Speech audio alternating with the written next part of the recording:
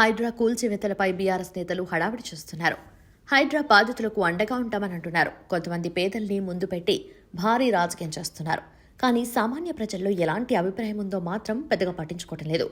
ఫలితంగా కూల్చివేతలపై BRS wrong ట్రాక్లోనే వెళ్తుందన్న అభిప్రాయం వ్యక్తమవుతోంది. హైడ్రా ఇప్పటి వరకు బడాబాబులవే ఎక్కువగా కూల్చింది. కుకట్పల్లి, నల్లచెరువులో రాజకీయ నేతలు కబ్జాలు చేసి అద్దెలకిచ్చుకున్న వాటిని కూల్చేసింది. అక్కడ కింద పడి ఏడ్చింది కూడా అద్దెకు తీసుకున్న వాళ్లే.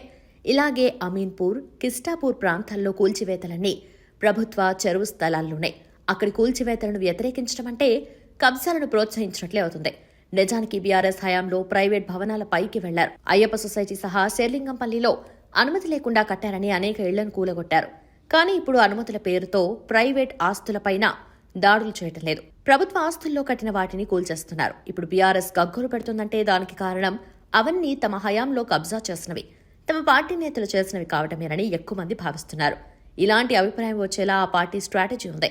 ఇటీవల విజయవాడ వరదలు, అంతకుముందు హైదరాబాద్ వరదలు గుర్తు తెచ్చుకున్న ఎవరూ ఇలాంటి వాటిని ఖండించరు. ఒకవేళ సమర్థిస్తే రాబోయే రోజుల్లో మరింత పెరిగిపోతాయి. రాత్రికి రాత్రి చెరువులో కట్టేసుకుని కూల్చేస్తే ఏడుస్తారు. అలాంటి వాటిని సమర్థించడం ఏ రాజకీయ పార్టీకైనా మైనస్సే. ఇప్పుడు బీఆర్ఎస్ అదే పని చేస్తుంది. రోడ్లను, ఫుట్పాత్లను ఆక్రమించిన వాటిని తొలగించినా రచ్చ చేస్తున్నారు. వాటిని అలా బీఆర్ఎస్ సమర్థించగలదా? నిజానికి అవన్నీ లోకల్ లీడర్లు అద్దెకిచ్చేసుకున్నారు. అక్కడ వ్యాపారాలు చేసేవారెవరూ ఆక్రమించుకోలేదు.